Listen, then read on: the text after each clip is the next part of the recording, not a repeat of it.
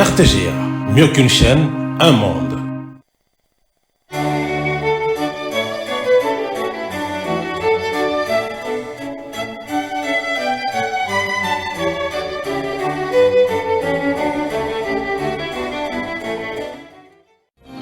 Ce journal vous est offert par Tango Protection. Illico Cash, ma banque mobile.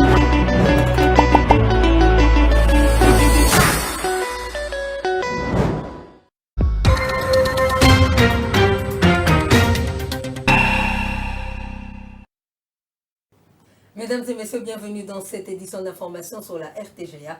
A tout de suite à les titres.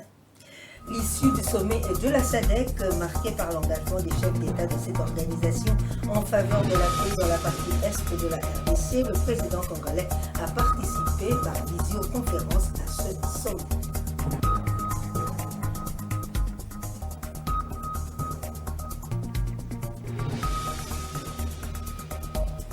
Le président burundais Evariste Ndayishimiye, de son côté, a prévenu la communauté internationale contre le risque de régionalisation de la guerre dans la partie orientale du Congo démocratique.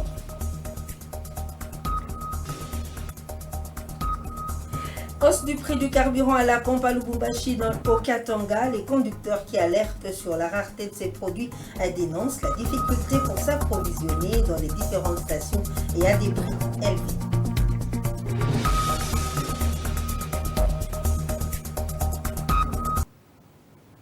Merci de nous avoir choisis pour vous informer. Le chef d'État et des gouvernements de la SADC ont réaffirmé leur engagement en faveur de la paix dans l'Est de la RDC, caractérisé par la guerre d'agression. C'était à l'issue du sommet extraordinaire qui s'est tenu le 31 janvier à Harare au Zimbabwe. Le président congolais Félix Tshisekedi, qui a participé par visioconférence, a présenté la situation marquée par l'invasion de Goma par des troupes rwandaises, la détérioration de la situation sécuritaire et humanitaire, les violations des droits de l'homme à la suite des massacres des civils. Face à cette situation, les dirigeants de la SADC disent rester unis pour une solution durable et pacifique à la crise à l'est de la RDC, tout en préconisant la tenue immédiate d'un sommet conjoint SADC-EAC afin de réfléchir sur la manière de trouver une solution efficace à la situation qui prévaut dans l'est de la RDC.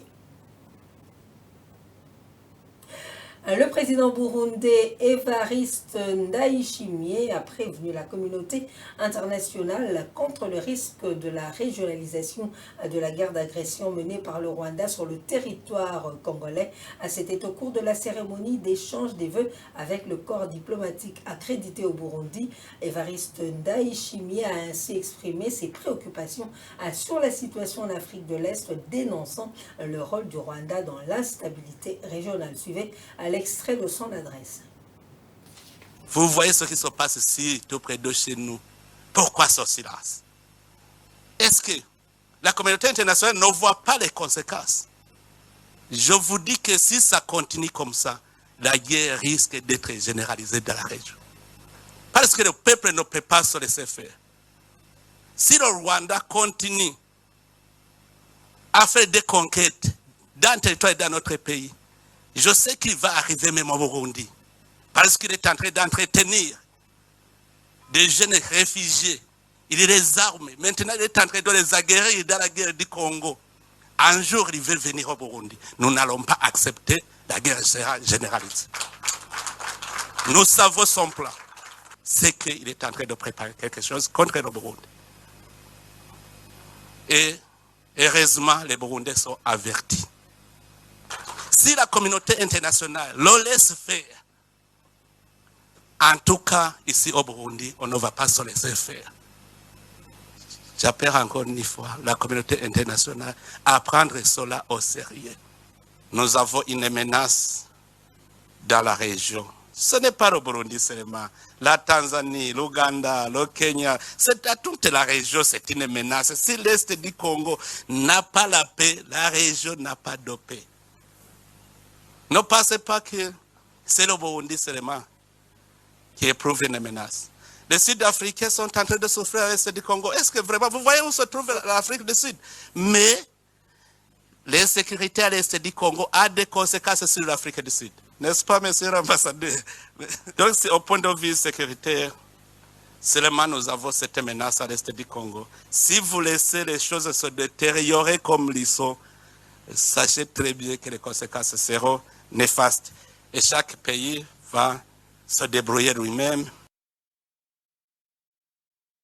Face à ce risque d'escalade du conflit dans la région, le président burundais Evariste Ndayishimiye, alors qu'il présidait la communauté d'Afrique de l'Est EAC, avait mis en place un plan de sortie de crise qui n'a pas été respecté par le mouvement rebelle du M23 soutenu par le Rwanda, a suivi une fois de plus le chef de l'État burundais. Si le Rwanda justifie sa présence par la présence des FDLR, est-ce que ce n'est pas une question qui peut être résolue pacifiquement? Sacrifier le peuple congolais, tuer des millions de gens, sous prétexte qu'il y a une menace. Est-ce que cela ne peut pas être réglé sans verser le sang des innocents? Je sais que les RDC et le Rwanda peuvent s'entendre très bien sur la gestion de ce mouvement. Moi-même, je disais qu'il faut une coalition internationale de lutte contre les groupes armés étrangers à l'est de la RDC. Comme ça va garantir le Rwanda et ça va aussi permettre au Congo d'entamer le processus de paix. Qu'est-ce qui manque? Qu'est-ce qui manque? C'est parce qu'il y a complicité. Sinon, si tous nous sommes d'accord de nous mettre ensemble pour combattre tout groupe armé étranger à l'est de la RDC, ça sera fini parce que ça va garantir le Rwanda. Ça va aussi permettre au Congo d'organiser son pays pacifiquement. Ça, c'est un. Si on parle de M23, moi, j'avais essayé de me mettre en contact avec les responsables du M23. Je leur ai dit, si réellement vous n'êtes pas des Rwandais, pourquoi vous n'acceptez pas de déposer les armes et emprunter le chemin de la paix? Comme vous êtes Congolais, vous aimez votre pays. Alors, à ce moment-là, ils m'ont dit, nous sommes d'accord, parce que je leur disais, aussi longtemps que vous n'êtes pas cantonnés, on ne saura pas qui est Rwandais, qui est Congolais. Il faut d'abord aller dans la zone de cantonnement, comme ça les Congolais sont à part, et puis les Congolais vont entamer le processus de paix, et les Rwandais vont rentrer chez eux. Sinon, on va toujours vous considérer comme des Rwandais. Et ils m'ont dit, le problème c'est qu'on nous impose d'être cantonnés dans une zone invivable. J'ai envoyé mes officiers pour aller inspecter la zone. C'était la zone de Sabignon. Ils ont trouvé que la zone était invivable. Et j'ai proposé au gouvernement congolais de décider sur une autre zone. Le gouvernement congolais a accepté. Nous avons fait la reconnaissance de la zone de Lomangabo. On a envoyé les chefs d'état-major pour aller inspecter, voir si la vie est possible. On a trouvé que toutes les facilités étaient là. Et le M23 avait accepté d'aller dans le cantonnement. On avait mis en place tout le nécessaire. Mais au moment où on allait commencer le mouvement, ils reprennent le combat. Pourquoi? Situation à Goma, le gouvernement fait état du carnage et des tueries de la population civile, des prisonniers de guerre par des troupes rwandaises, des milliers des corps des victimes ont jonché les rues de Goma, chef-lieu de la province du Nord Kivu. Les Nations Unies font état de 700 morts et 28 000 blessés lors des bombardements aveugles de l'armée rwandaise. Selon le gouvernement congolais, ces chiffres sont loin de refléter l'horrible réalité du carnage qui s'est produit à Goma. Suivez le porte-parole du gouvernement, Patrick Muyaya. Sur le plan sécuritaire, spécifiquement pour la ville-province de Kinshasa, les vice-premiers ministres et ministres de l'Intérieur a rappelé la condamnation ferme du gouvernement des troubles à l'ordre public avec actes de vandalisme et pillage des quelques chancelleries et autres établissements privés enregistrés dans la journée du 28 janvier 2025 au cours de la manifestation de la population contre l'agression rwandaise dans la province du Nord Kivu, du carnage et des tueries des populations civiles et des prisonniers de guerre dans la ville de Goma. Des milliers de corps ont jonché les rues de Goma et d'autres encore s'y trouvent. Il a également été signalé la détérioration de conditions humanitaires de personnes déplacées et celles des habitants de la ville de Goma, aggravées par la coupure d'eau et d'électricité. Des cas de règlement de comptes sont également signalés de la part de terroristes et de troupes rwandaises qui ont dans la foulée pillé le siège du secrétariat exécutif provincial de la Commission électorale nationale indépendante. Dans son adresse à la nation en janvier dernier sur la réduction de train de vie des institutions pour soutenir les efforts de guerre à l'est de la RDC, le président Félix Tshisekedi a ordonné au gouvernement la suspension des missions sanitaires et évacuation à l'étranger non essentielles, la suspension pour une durée de 12 mois, des augmentations salariales, des corrections de grade, des mécanisations des agents publics de l'État, à l'exception des militaires et policiers. Une fois de plus, a suivi le ministre Patrick Muyaya. Il a insisté sur l'impératif pour les institutions publiques de l'État et leurs animateurs d'adopter un train de vie plus sobre. L'objectif poursuivi est de dégager des économies qui nous permettront immédiatement d'octroyer une prime exceptionnelle à nos vaillants militaires, policiers et aux patriotes volontaires Wazalendo engagés dans les combats à l'est du pays en augmentant leur pouvoir d'achat et en assurant la couverture sanitaire pour eux ainsi que pour leurs membres de famille respectifs. Parallèlement, des propositions urgentes doivent porter sur leur renforcement en équipement.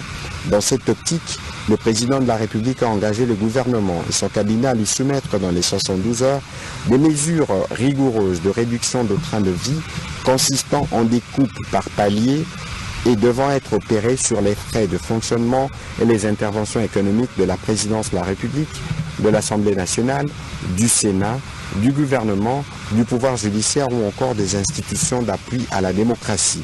Au-delà des efforts spontanés, de coupe devrait également porter sur les rémunérations des mandataires publics, des membres des cabinets politiques, du pouvoir judiciaire et ceux des institutions d'appui à la démocratie. Par ailleurs, toutes les missions et évacuations sanitaires à l'étranger non essentielles doivent être suspendues. Il en est de même pour les subventions non essentielles à accorder à certains organismes publics ainsi que d'autres acquisitions pour les institutions publiques judiciaires et assimilées. Doivent également être suspendues pour une durée de 12 mois les augmentations salariales, les corrections des grades et les mécanisations des agents publics de l'État autres que les militaires et policiers, sauf évidemment dérogation spéciale. Dans cet effort national, le président de la République a aussi invité les secteurs privés à envisager de faire des dons ou de constituer les fonds pour soutenir directement nos forces armées et les populations déplacées. Ainsi, les excédents des trésoreries qui seront générés dans le cadre de l'effort de guerre par ces comptes spéciaux devront être reversés au compte général du Trésor. Des mécanismes doivent aussi être mis en place pour permettre à chaque Congolais qui le souhaite de contribuer à cet effort de guerre. Un rapport hebdomadaire circonstancié lui devra être présenté sous la supervision de la Première ministre par le ministre d'État au budget ainsi que le ministre des Finances. Le bureau politique de l'Alliance panafricaine des cadres APAC, en sigle, déclare au nom de tous ses membres et militants son soutien indéfectible aux forces armées de la République démocratique du Congo et aux compatriotes combattants Wazalendo dans leur brillante intervention lors des combats à la suite de l'invasion dernière en date dans la ville de Goma par l'armée du Rwanda avec ses supplétifs du mouvement terroriste M23 et leurs commanditaires dans la partie est du territoire de la RDC. La PAC félicite et encourage les FARDC et combattants Wazalendo pour leur dévouement à préserver l'intégrité territoriale qui exige non seulement l'appui constant des institutions, mais ils doivent également être l'objet de la sollicitude de tous les Congolais, car ceux pour qui ils se sacrifient et meurent sont leurs concitoyens, des hommes, des femmes et même des enfants congolais de toute origine confondue. La reprise en cours de la ville de Goma depuis la journée du 28 janvier 2025 par les FARDC combattants Wazalendo illustre la détermination des soldats à ne concéder le moindre bout de nos terres, raison pour laquelle la PAC adresse par ce communiqué un vibrant hommage aux vaillants combattants impliqués dans ces opérations et qui resteront gravés dans les mémoires car ils combattent pour protéger la souveraineté de la nation et l'intégrité du territoire, pour la paix dans tout le pays et dans sa partie est en particulier. La PAC dénonce avec véhémence l'attitude très controversée et même ambiguë de la communauté internationale face à la guerre que impose le Rwanda et ses commanditaires opérant sous couvert du mouvement terroriste M23. La communauté internationale ne devra pas seulement condamner le Rwanda, mais aussi lui imposer des sanctions telles que demandées par le gouvernement de la RDC. La PAC invite le gouvernement de la République à considérer désormais comme prioritaire la défense et l'intégrité territoriale et mettre à la disposition des forces armées pour une efficacité opérationnelle des équipements performants suffisants et adaptés à la hauteur des exigences de cette nouvelle réalité. Une journée ville morte décrétée ce samedi par la mairie de la ville de Bandundu pour protester contre l'agression rwandaise dans l'est de la RDC devant les habitants de Bandundu. Le maire de la ville, qui était en tête de file de la marche, a exprimé son soutien au FARDC, les résistants Wazalendo et le chef de l'État dans cette lutte contre les rebelles du M23 et l'armée rwandaise présente au nord Kivu. À plus de précision avec notre permanent Niro Mukakalo. La journée ville morte organisée à Bandunduville par la mairie s'est démarquée par une marche de soutien de la population aux FARDC, les Wazalendo et le président de la République, Félix Antoine Tshisekedi, à la suite de la guerre injuste nous imposée par le Rwanda. Des dizaines de colonnes, des couches de population ont pris d'assaut les rues ruelles de la ville pour atterrir à la mairie. Pendant leur parcours, les marchands ont scandé les cris comme pour dire non à la balkanisation de la RDC. Aucun centimètre du territoire national ne sera cédé. Ils en appellent la communauté internationale d'intervenir si vite. Entre-temps, les jeunes s'empressent pour s'enrôler dans l'armée en vue de barrer la route au Rwanda, en République démocratique du Congo. Agression de la RDC par le Rwanda, une marche populaire a été organisée ce samedi 1er février 2025 dans la ville de Lusambo, chef-lieu de la province du Sankuru, organisée par le vice-gouverneur. Cette marche avait pour but de soutenir le chef de l'État, Félix Antoine Tshisekedi Tshilombo, les FARDC ainsi que les vaillants patriotes Wazalendo engagés pour la défense de la patrie contre les rebelles du M23 soutenus par l'armée rwandaise. À cet effet, une opération de collecte des fonds a été initiée sur place. Une somme d'1 373 500 francs congolais a été collectée. 13 jeunes garçons volontaires ont également accepté de rejoindre l'armée pour faire face à l'agression rwandaise. Une opération qui continue. Cette manifestation est consécutive à celle organisée il y a peu par le gouverneur Victor Kitenge dans la ville de Lodja avec le même but. Le prix de transport en commun a connu une hausse dans la ville de Lubumbashi, chef-lieu de la province du Haut-Katanga au sud-est de la République démocratique du Congo. Les prix des trajets sont fixés au gré des conducteurs et cela de manière exagérée. Ce dernier justifie cette situation à la pénurie du carburant dans les stations-service qui ne fonctionnent pas comme d'habitude depuis environ un mois, ce qui ne leur permet pas de s'approvisionner en carburant pour faire leur travail normalement. Suivez ce reportage. La ville de Lubumbashi, chef-lieu de la province du Haut-Katanga dans le sud-est de la RDC, fait face depuis presque un mois à une hausse des prix des transports en commun. Non seulement les transports s'est fait rare, mais il faut débourser un peu plus d'argent pour se déplacer en toute quiétude à cause de la rareté du carburant à la pompe. Une situation qui pousse certaines stations-service à revoir leur horaire des services et à ne servir du carburant qu'à des heures bien déterminées, ce qui fait qu'un litre de carburant carburant à la pompe est passé de 3 850 francs à 5 000 francs congolais. Par contre, d'autres stations-service restent encore fermées par manque de carburant. La conséquence directe, c'est la hausse du prix des transports en commun dans la ville. Chez le revendeur des carburants communément appelés Kadhafi, les litres de carburant s'est négocié jusqu'à 8 000 francs avant que cela soit revu légèrement à la baisse à 5 000 francs congolais. Face à la hausse du prix de la course des transports en commun dans la ville, les usagers ne savent plus à quel sens se vouer et appellent à l'intervention de l'autorité urbaine. Le transport, on dit, commander c'est prévoir. On s'étonne comment le carburant peut s'interrompre brusquement. Ça que les opérateurs communiquent c'est prévoir. Maintenant, on est bité, donc le transport est augmenté, le prix du transport est augmenté en un seul coup comme ça.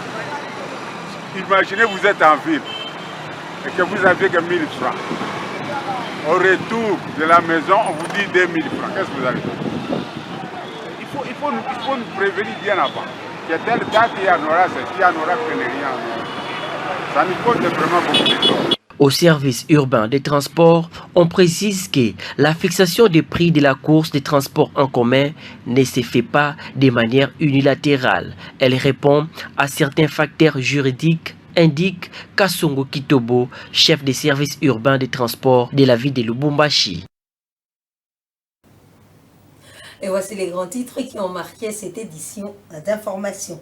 À l'issue du sommet de la SADC, marqué par l'engagement des chefs d'État de cette organisation en faveur de la paix dans l'Est de la République démocratique du Congo, le président congolais a participé par visioconférence à ce sommet.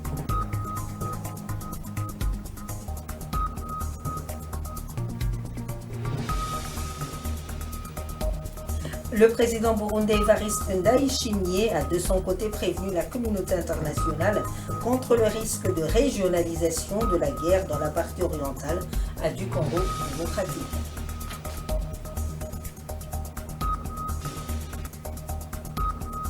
Vous l'avez suivi, hausse du prix du carburant à la pompe à Lubumbashi au Katanga. Les conducteurs qui alertent sur la rareté de ce produit dénoncent la difficulté pour s'approvisionner dans les différentes stations et à des prix très élevés avec en conséquence la hausse du prix du transport en commun. Nous vous disons merci de nous avoir suivis et bonne suite de programme sur la RTGA. Au revoir.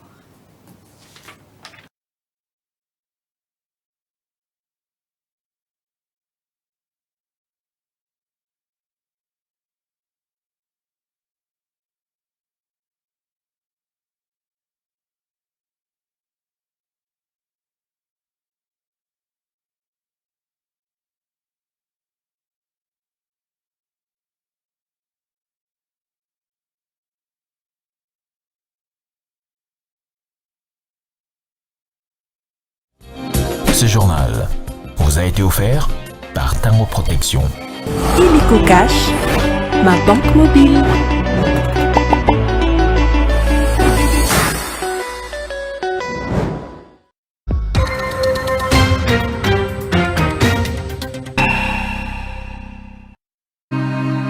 RTGA, mieux qu'une chaîne, un monde. RTGA, mieux qu'une chaîne, un monde.